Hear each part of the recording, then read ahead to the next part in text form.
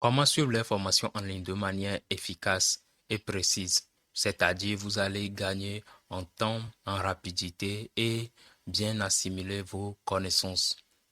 Je vous propose la méthode à 4 étapes que j'utilise pour suivre les formations. Cela vous simplifie énormément la vie.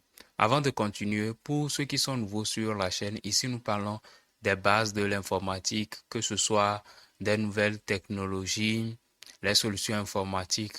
Donc, si vous avez des sujets intéressants, n'hésitez pas à les écrire en commentaire.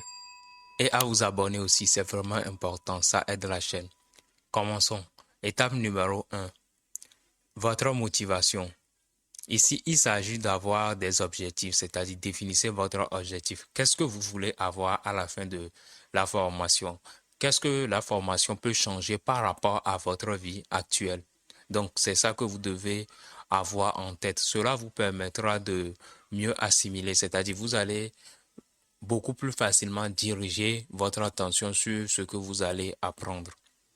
Et en matière de motivation, le deuxième point, c'est de vous concentrer aussi sur les motivations du formateur, c'est-à-dire qu'est-ce que le formateur veut que vous reteniez de la formation, parce que ça peut parfois ne pas coïncider, mais être nécessaire, parce que le formateur a beaucoup plus d'expérience que vous. Il sait ce dont vous avez besoin et ce qu'il propose dans la formation plus par rapport à vous. Donc, ce serait à vous de comprendre aussi sa manière de fonctionner, ses désirs pour appréhender la formation de la meilleure manière possible. Étape numéro 2, l'organisation.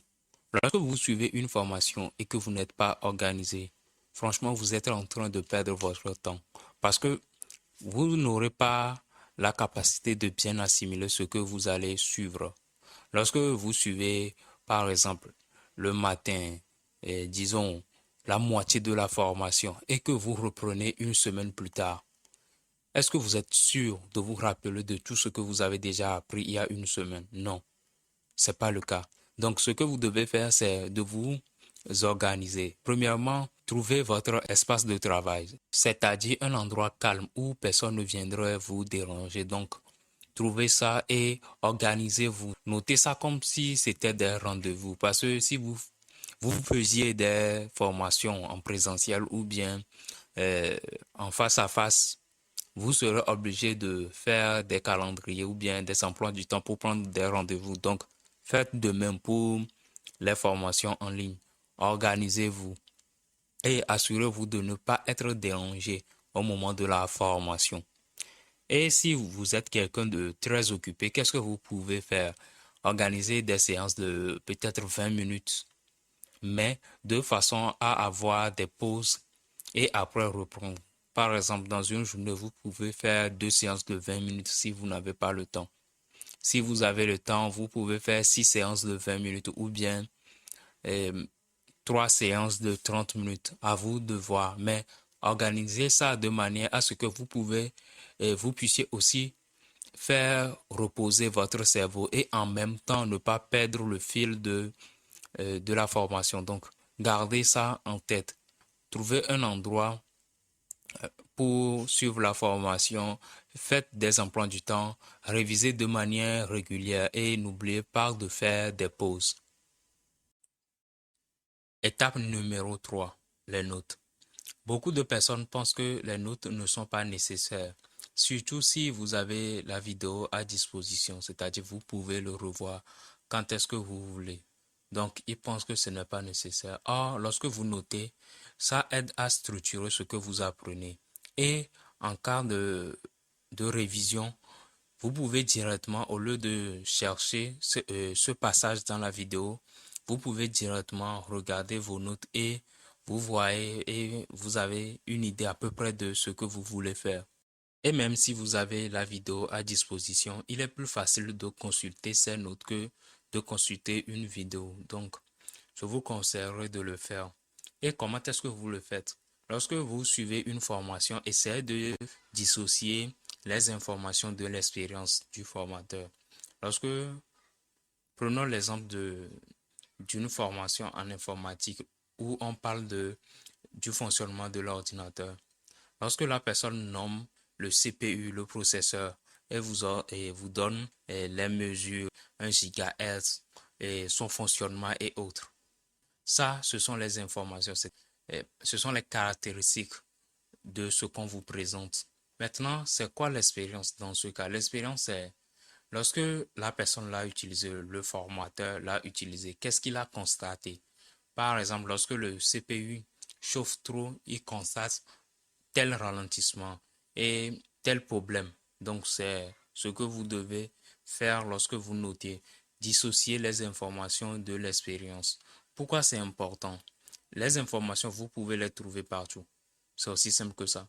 Si vous faites un peu de recherche, vous allez trouver les informations. Mais l'expérience, ça provient de la personne.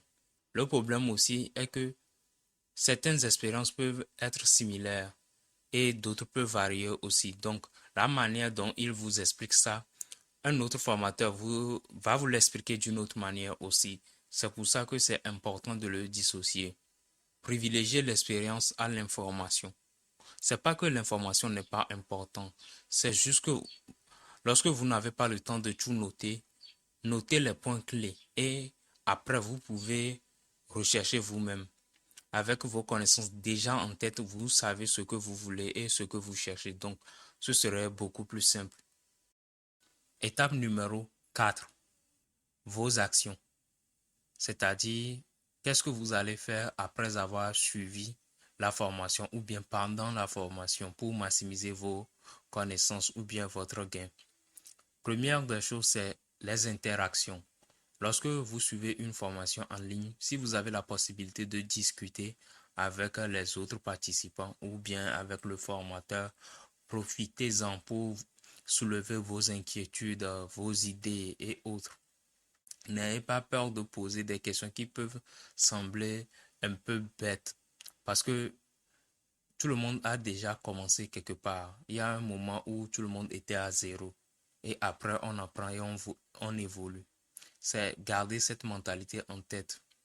Certaines questions qui peuvent vous paraître bêtes, au final peuvent se révéler intéressantes par rapport à la compréhension parce que vous débutez. Le deuxième point aussi, c'est les recherches. Il ne faut pas se contenter de ce qu'on vous donne. Ça ne suffit jamais. Vous devez faire des recherches et le mieux, c'est pendant la formation parce que vous avez la possibilité de poser les questions après.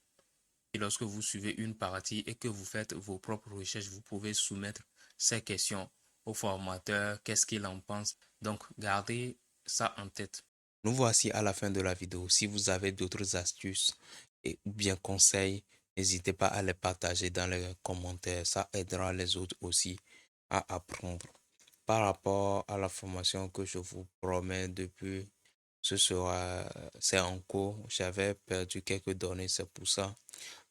Il est important de faire aussi des sauvegardes, donc ce serait fait, mais ça prendrait un peu plus de temps. Alors, partagez, likez, abonnez-vous, un petit commentaire, ça aide pour le référencement et on se dit à la prochaine vidéo.